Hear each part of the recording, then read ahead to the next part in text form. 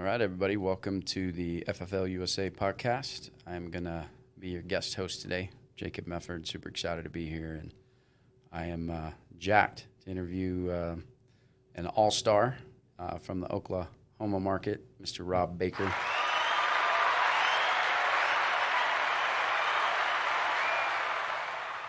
I like the sound effects. I forgot about those, that they were coming. So now that we made it look all official, I got to tone it down a couple notches and just be me. So, but super excited, man, to sit down and have a conversation with you, man. This has been a long time coming. So, It has, yeah. Yeah, it's good stuff. So let's kick it off, man. Let's just, I'm going to say some nice things about you. If you talk good about yourself, it's bragging, but I can talk good about you. So we're going to do that. But what's your background, man? Let's talk about your story. How far back we want to go? Let's not go all the way back to like diapers. Let's just let's keep it right before you got into insurance. Yeah. Okay. So for the better part of the past decade, I have been in sales. It's been one industry, and that's roofing and construction. We dealt with, anytime the storm came through, which Oklahoma is like the capital of the United States for that. But we would come and mainly our way of, getting our business was door knocking. So we didn't have leads, right? But that's fine because door knocking was a really direct way of making sure that you could secure that sale literally that day. And so I did that all the way since middle of 2010 through the middle of 2020, and that's when I started insurance. Mm-hmm. So a lot of similarities, but also a lot of differences. So there's definitely been some things I had to figure out along the way to really make this work. But, I mean, the learning curve with this is. And you grew up in Alaska, right? Yeah. So I'm an Okie, so we have Alaskan Okies here. Yeah, we do. That's awesome, man. We actually have a lot more than you think. That's good. So in the next 30 minutes, either people are going to learn how to sell some insurance or how to hunt a bear, one of the two. I can help you do both, man. Yeah, that's what I'm talking about. So, so now in the roofing game, that's interesting. I think one of the things I love the most about working with you is coming out, of construction sales and the roofing game. And I'm sure there's going to be a lot of roofers and people in that industry that will end up, looking at this as they, because everybody knows, that the word is out about family first. I mean, people are like, what in the world is going on over there? And so that industry, one of the things that I loved about you when you showed up was you guys are not afraid to work, man. It's how would you compare just the work ethic there versus here? Do you think you had to work harder there than here, or like what does it look like? It's kind of a complex question, but I don't know. I mean, there's a lot of guys here that when it comes to work ethic, I'm like, my God, these guys are just like monsters of men. Mm-hmm. But women. And women, don't forget about that. In fact, I just got my girlfriend started selling last week. That's awesome. So I just didn't want our tires slashed or anything like that. So yeah, we got some studettes that are crushing it here too. Oh, absolutely. As far as getting out and doing door knocking, you actually have to go out and really put foot to pavement. You have to go out there, and I mean that's where usually. We got to see, the boys from the men that separated. Okay, here's the people that actually are not just doing this, but they're actually, taking a call to action and going out and trying to secure business, right? So there's people that drive around, and they may drive and look for homes that look like they got affected from hail, right? Right. Never get out of the car. So just like here where, you could buy leads and you never call them, that's kind of the same instance we're talking about. But I don't know. I think that the fact that we really had to get out and make things happen with our fists, knock on doors, really made it to where, okay, all we have to do, you're telling me that we just have to call somebody that's already interested? Mm-hmm. That's kind of foreign. That was a foreign concept because we did cold door knocking. Right. Now, people, they were aware that they had hail damage from the storms, but they didn't know that I was coming out there, right? And so when I saw the opportunity for something like this, I was like, okay, we may be on to something here. So to answer your question, I don't really know if there's a right answer for that, but I think that this has made it a lot more apparent to me that if I put in the same amount of time as I did over there, I'm going to bear a lot more fruit doing this. Hands down. So, and I think that's really what I wanted to segue into was like, why you were crushing it over there. So what were you unhappy with? What made you want to even look at insurance? Yeah, the unhappy part came first, and then I started looking at insurance. So it wasn't that I left because I wanted to do this. This is actually just a very, very, very pleasant surprise. But some things that we have here that I think people should not take for granted is that this is a year-round job. Roofing was seasonal. Now, I still worked 12 months out of the year, but business wasn't consistent, right? Right. And here, you can literally have this be consistent every single month if you wanted to. Can manage the volatility. That's Volatility, nice, yep. And this is not market dependent. It's not dependent upon if people are poor or rich or how the economy's doing or who cares? I mean, we had COVID last year for crying out loud, so, and what we probably have. So just to see that it's going to sustain no matter what has me really excited. Roofing could be up and down. You can, one year, have a lot of storms in the area, great. If not, then business was down. So I know a lot of my friends that were in the roofing and other associates that I know of aren't really thrilled about that. Right. When it's good, it's good. When it's bad, you got to be working like twice as hard. Sure. And so I think maybe that's where the work ethic comes in. Mm-hmm. So it's feast or famine over there. Yeah. So let's talk about that. I think what I love so much about your story too is, so you're out of like the Oklahoma City area, right? Yeah, I'm in Norman, it's a little college town, a little south of there, but yeah, Oklahoma City pretty much. Perfect. And, I think it's interesting because, I hired you. You came in off of a ZipRecruiter ad, right? Yeah. So it's not like we knew each other. So you came in a marketplace. You didn't meet me face to face. So you didn't need somebody to go out and do a bunch of ride-alongs with you or babysit you face to face. You literally plugged into the system. You went out. You bought the leads. I think you got your insurance license. It hasn't even been a year yet. You got it, I think your first day in the field was in September of 2020, right? Yeah, first week of September, yeah. So you just went out and so let's talk about that. I mean, I know you're special, but I don't know if you're that special, right? Like, I know you're good, right? But you're human. Like, you put your pants on like everybody else, right? I do. I think that's a testament to the system here. So let's talk a little bit about that. Like, if somebody's brand new looking at this thinking, dude, insurance, like I've been in roofing sales, right? And so I understand what this guy's talking about, but if I want to make that bridge, talk about the systems here as far as training and things like that. How instrumental was that for your success? I mean, probably the most important part of my success starting out was the fact that there wasn't any resource that I could not plug into. I had nothing to complain about as far as like, oh, I don't have enough training with this, or literally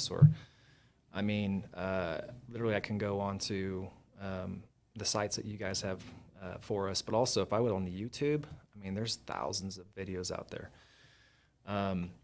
So as long as I have that to my advantage, then I'm going to go ahead and take that ball and run with it. And for me, I just asked, okay, what tools do I need for me to do this? And then I'm self-sufficient. I can make this thing run. And so it was just a matter of my writing numbers at first.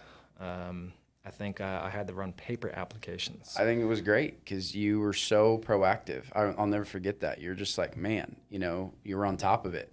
And you didn't want to wait. And I think that's key for people that are listening. It's like you didn't wait. You struck where the iron was hot. You're like, hey, let's get out there and make it happen. Yeah. You did. You only had a few writing numbers, and you were running out there with paper applications. And, of course, that presents itself with its own problems. Sometimes you got to go back, get things fixed. But yeah. If you had it to do all over again, would you have waited, or would you have not changed a thing? I'm a believer that everything happens for a reason. Right. In the moment, you're not thinking that. I'm like, oh, paper applications, they sucked. They did. And just because I didn't have that instant gratification of, okay, yes, they're going to be approved. But I think that kind of taught me a little bit of humility. It taught me a little bit of patience, taught me how to, if I needed, like what happens if, all the systems crash? We're going to have to write paper applications, right? So, Right. I mean, that's probably not likely to happen, but at least I know how to do it. So with anything with this job, it's a mindset. So early on, I had to teach myself to be in a good mindset no matter what, or this thing wasn't going to work. Doesn't matter how talented you are, how good of work ethic you have. If your mind is your own worst enemy, it's going to drag you down. So, Sure. So let's look at that. So in the beginning, let's go through some numbers, right? That got me about 500 leads because I bought a whole bunch of age leads, bought some new. So I had 500 at bats, right? And I think that's the other unique thing about you. It's like really like nobody can say like, was he running like special? No, like all leads work, right? Like you literally you went to the CRM like you're taught, and you just got a mixture of anything you get your hands on. Yeah. So. And looking back, I wish I would have spent more, to be honest. But I think that I thought that was going to be plenty. But regardless, I think your next question is, okay, out of those 500, how many were you able to set, right? Sure. I actually kept my first appointment tally. What do you call that? Your phone log or whatever? Yeah, the tally mark or whatever. Yeah. And I looked back at it the other day, and I was like, I actually didn't do too bad. I mean, out of those 500 leads, I think I called over 600 times on them. There you go. That's another key, right? Because, looks at the process. What I love about this business is not finesse. It's blunt force trauma, right? It's simple. You can't hide behind. You can hide behind complexity. People want to make it complex, right? So they'll give you excuses like, what's the leads or it's the market or whatever. If it's something else outside of them, then they don't have to take responsibility for it. Yeah. So what I love about simplicity is you can't hide behind it. I always call it blunt force trauma. It's not pretty, right? It's just really simple. You buy leads, pick up the phone, you dial, you set appointments. Yeah. So I think that's the key right there is like how many times somebody says, well, it's not working, and you look at their call log and how many times they dialed. So 600, you called those leads 600 times. So. Yeah, total of 600. I think I set like 23, 24 out of that batch. Not 600 times, 600 dials you made. 600 almost. dials. Sorry about yeah, that. yeah. So. And I think that was maybe over the course of 2 days, not all in one day. Right. But, and I think that for the week, so I had a very good taste in my mouth after that first week. I was like, I'm a week old into this, and this could be my floor, right? Not my ceiling. Right. So. And I think, sometimes, I don't know, maybe you agree with this, maybe not, but like it's like compressing time frames, right? We told you the magic number is you got to sit on 100 appointments before you even look at the scoreboard. Yeah. Give yourself the chance to actually develop a ratio, make up in numbers which you lack in skill, all the stuff that safety in numbers, right? So anyway, you played through that, and I want everybody to understand the magnitude of what you're doing. So fast forwarding, we're not even a year. How much have you issued so far this year? There you go. I love it. Factory Fresh is on it. Right. But so you're definitely going to crush Hall of Fame this year. So that's the goal. Yeah. Yeah. That's the goal. And you also have an agency. You basically, got your logo. We're going to get that wrapped up this month, right? Yeah. So what's the name of your agency? Family First Life Resurrect. There you go. So that'll get done. And so you're not just out there selling, you're also obviously building a solid organization too. And so, if somebody's watching this, let's talk about that. Number one, how do they get a hold of you? Like if somebody's looking at this saying, hey, if this Alaskan Okie can do it, I can too. I'm vibing with him. I really think that this is the guy that I'd, maybe like to reach out to. How could they contact you? Multiple ways. Text message. I've got Instagram. What's your phone number? What's my phone number? Yeah, let's do it. Okay. This is going to happen. This is going to happen. Area code 405-638-5305. There you go. Authentic, right? On the spot. Rob was like, you did not tell me you're going to blast it, right? Oh, man. So we're about to see what's going to happen. Yeah. And then my Instagram handle is AlaskanOkie87. And then my Facebook is Rob Baker And I mean, pretty much I just use those. Right. That's it. Yeah. So let's look at this now. So, moving forward. So let's look at a week and, like how you structure your week. So what, say Monday through Sunday, what does it look like for somebody that's a Hall of Fame, somebody's going to crush Hall of Fames, building a large agency fast. What does your work week look like? Well, I also have a staff too. So I've got a full-time recruiter. She's also my assistant as well for anything kind of out of the ordinary that I need her help on. And then I do have a part-time dialer just whenever I'm in the field. She still helps me kind of book a day that I don't have fully booked. So I recently just added her to the mix. But on Mondays are just obviously for me, that's my biggest dial day personally. And eventually I'm going to be turning that into a day that I'm going to have like our team meetings, probably in the middle of the day. But for now, that's definitely my biggest dial day. I'm trying to fill up Tuesday and Wednesday as much as possible. So Tuesday, hopefully I've got a full day. If not, Monday evening, I have my part-time dialer that I do pay for. Because Monday nights, let me back up a second. Monday nights, we have what's called a new agent orientation. So this is for people in pre-licensing. We kind of go over like what they can expect, the tools that they're going to need to buy and get, and really just kind of keep them engaged. And we've been kind of seeing a little bit more traction doing that recently. Okay, Tuesday, full run day. Wednesday, again, a full run day. Thursday, again. Those are days, that's the day that we have a little bit more, I think we actually have our meetings, right? So we've got, let's see, the new agent orientation for people who just got licensed, right? That's at like 1 o'clock in the middle of the day. And then 2 o'clock is our level up call for our agents already running business, trying to help them and develop them. So I have a little bit less time to dial that day. So again, it comes in clutch that I do have a part-time dialer to help me out. But Friday and Saturday, again, I'm in the field. Perfect. So at least 6 days a week. Yep, you're doing the deal. So let's talk about that. So as far as infrastructure, I think that's key because you can't beat a team, right? J. Paul Getty said it best. I'd rather capitalize off of 1% of 100 people's efforts than 100% of my own. And I think there's a difference. What I love about Family First Life is we have an environment where if you look at the compensation structure, we're jamming most of the money at the bottom versus putting it all at the top. And what I mean by that is I love Sean Mike's philosophy of, the person that actually did the work in the trenches taking grenades that actually made the sale should make the most amount of money. Definitely. And so this is a compensation, because comp plans they need to pay you, but they can't just pay you well. They need to drive proper behavior. So you need to look at the long-term effect of, maybe the government could take some notes on that, right? Like look at the behavior that this is going to drive long-term. Yeah. And so what I love about it is it rewards the person that goes out and leads by example, and it punishes the person that doesn't. Yeah. But I think there is a bridge though, and maybe you could speak on this because I know that, I've been on you, like get an office, do this, right?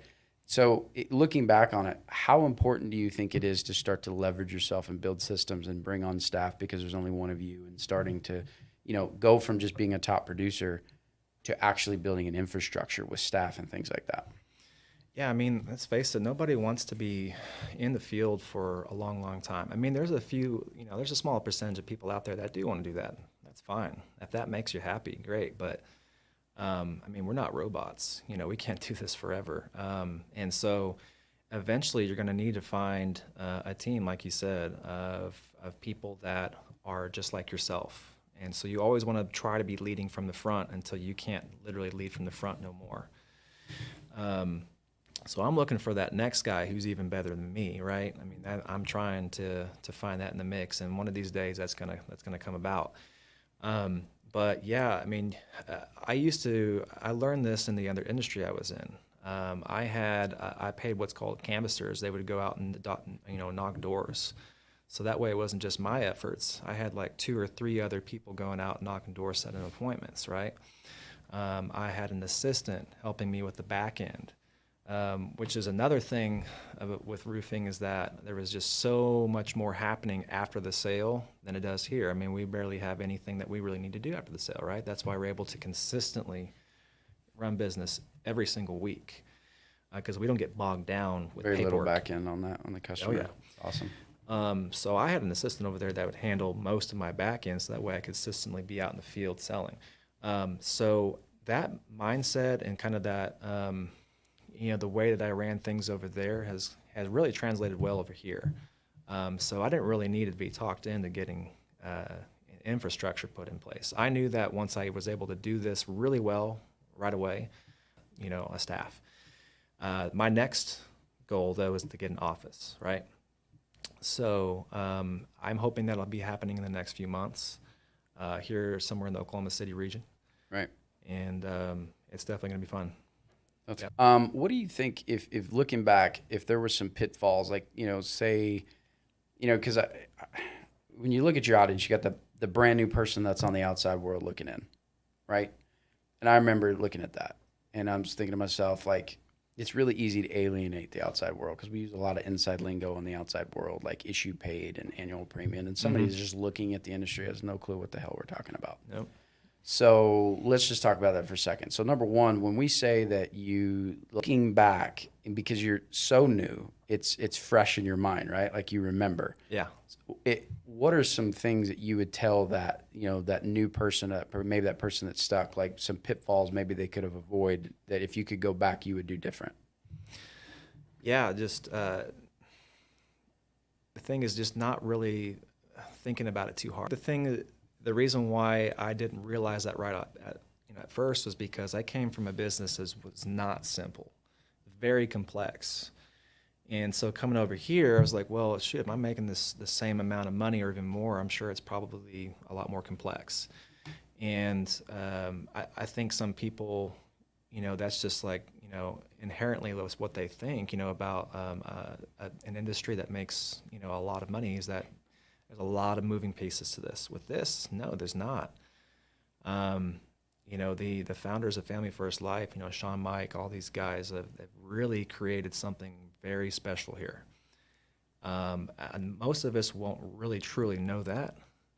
But back to what you're saying, like, what would I do to go back and really make this more, try not to make it overcomplicated? I would really kind of sit down and think about, okay, so I really want to build an agency right away. I think at first I was trying to think like, okay, I want to make sure I know how to do this really, really well before I start bringing on people. Right. You don't need to do that. You know why? You're not the only one that's helping those agents out. Your upline and their upline and their upline are there for a reason, right? Mm-hmm. You bring them on with you on the journey. And so I hear a lot of these agents are like, it's selfish of us not to tell people about it. And it really is. I wish that I'd known about this a long time ago. But again, everything happens for a reason. I am here today. I started 9 months ago for a reason. So does that answer your question? Yeah, of course, man. Okay. I mean, what I love about these, about podcasts like this is like, it's a fireside chat. I don't know how to do it any other way. So I figured I've been a guest on this podcast once. I don't know if I'll get invited back. I told Trey that, and jokingly, I'm like, hey, we're probably going to get a shot at this one time. And be like, look, you can't bring that guy back here. and then now I get to host it once. So I'm sure you'll get invited back, but by the time I'm done, I may not get invited back. So we're going to make the most of it. But I only know one way to be, and that's just purely authentic. And because that's what I want, right? Mm-hmm. I want to know. I don't ever elevate another man or woman up. I respect authority and leadership and things like that. But I think it's important for people looking at this to understand it's like, the only reason why somebody's special is because they're willing to hold themselves accountable at a higher level than the next person. Mm-hmm. They expect more from themselves than anybody else could ever possibly imagine. That's my personal standard. So every day I go in and I'm like, I just want to be better today than I was yesterday. I'm not comparing myself to anything else. You versus you. It's me versus me. Mm-hmm. But I think it's so important for somebody to look at this and say, can this really happen?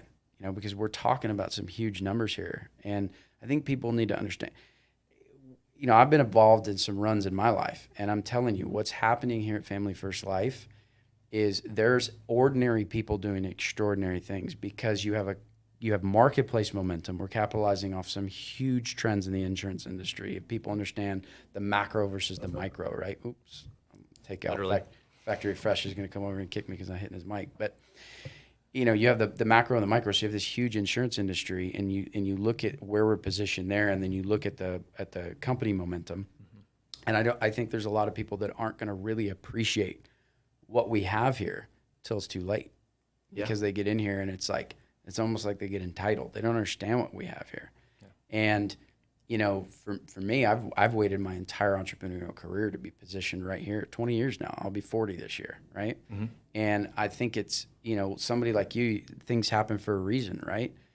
Thank God you went through all that, right? I mean, because that prepared you to take full advantage of it right now. So if somebody's looking at this going, man, can I really do that? I don't have that experience. Thank God you don't have that experience, right? You're going to experience the best thing ever, like right now out of the gate. You don't have to go through a bunch of abusive relationships to find the right one. Yeah. And then, for the person that's maybe, it's like, hey, maybe it's too late for me. It's like, I don't think so. Like, you have all that experience that you can implement right here, right? Yeah. So, one of the things that I love about you, Rob, too, is I've never met somebody to date inside the company that's more level-headed. You don't ever complain. You're just, man, you're as cool as a cucumber constantly. So let's talk about your mindset on that. You've talked about it a little bit, but I think that mindset is so key because, the mind-body connection. So talk about when you show up every day and you're looking at this, like, give some wisdom keys on that mindset that keeps you so calm and cool, collected. Because, we all have stresses, right? You have ups and downs. Your mind can be your best friend. It can be your worst enemy. But that's up to you, right? So, for me, I never fail. I'm just learning, right? So I'm either winning or I'm learning. So again, I don't like to use certain words. I've taken certain words out of my vocabulary and pretend they don't exist. And so, mindset is probably, I think Trey, he says it's 80% mindset. Honestly, I think it's like 95% mindset. Really, just because if we know what we need to do, for the people who have more money, great, buy as many leads as you can. The people who don't have as much money, okay, buy as many of the age leads as you can. Door knock as much as you can. Go out there, don't let your highs be too high, your lows be too low. Take everything as a learning experience. You're getting that much closer to knowing what you need to do better next time. And repetition, over and over and over and over again, there's no way you're not going to get better. So if all you have to do is outlast that time period, then all you need to really do is just listen to, if you need to make your day a lot easier for you, put on some really positive, podcasts, or, your mind is just like it's a muscle, but it's also something that you just got to make sure it's in the right place at the right time all the time. So if you kind of have a negative, an inherently negative mindset, it's still not too late for you either. There's ways that you can make it to where you're going to be, positive more often than you are negative. Because let's face it, we're all negative sometimes. Yeah, we all have ups and downs. We're human. Yeah. But I think I just try to always follow up with the positive after that. And so for me, I think that's the main reason for the success is that, and not really because there's really any special talent there. There's not really, I don't have the best work ethic here. I'm not the most talented, but like you said, I'm going to outlast 95% of everybody else here who might not make it because it's too hard mentally. Yeah, because I think it's consistency. Yeah. So let's talk about that. You have money time, you have major time, minor time, right? Mm-hmm. So major time, 7:30 in the morning when you can get on the phones, right? Mm-hmm. To 9 o'clock at night. And major times is dialing people and sitting in front of people to sell insurance, or hiring somebody to go do the same. Right. Rinse and repeat. Very simple concept. Yep. So you don't want to do major things during minor times, and you don't want to do minor things during major time. Minor times are like podcasts like this. They're mastering your craft, but they are important because they support that. Yeah. And so one of the things that I loved about you in the beginning was how hungry you were. So you were working during the day, and then you put yourself on such an intensified learning curve. Like you were literally, some people say disciplined. I don't think discipline really takes over. I think there at certain points in life, this is a unique word, but I think if you're going to master anything, there has to be a point in time where you are obsessed with it. Doesn't need to be that way forever. But like for me, I'm not a disciplined guy. I'm not. I'm all over the place. As you guys can tell on the podcast, we're going to start 10 tangents here, and hopefully we wrap it up in enough time, right? I was looking for it. There you go. You already know me. Yeah. You already know. Yeah. So, but the thing is that, you got to be, I'm not disciplined. I'm obsessed about something because I want to know. I want to understand how it works and who's doing what and why. And just, I become obsessed with it. So you did that, man. Let's talk about that. These are the little things, by the way, guys, that don't seem to be the big deal that are the big deal. One of the things that I noticed was how many guys that were sidelining people that, oh yeah, I talked to Rob. He reached out to me. Oh yeah, he picked my brain about this. So talk about that. Like, how much time do you think you dedicated around major at night and things like that for those podcasts to just go through the training over and over again and reaching out and where did you learn that philosophy? Because that was unique, because I kept getting phone calls like Stephen Yee's like, oh yeah, Rob reached out to me. I don't really know. I can't really say. So I'll bring it back real quick to the roofing industry I was in. We all had mentors and stuff there too that we plugged in. There was this one guy, his title was a Roof Coach Pro, and the owner of the company I used to work for did a pretty good job of making sure that we were well trained.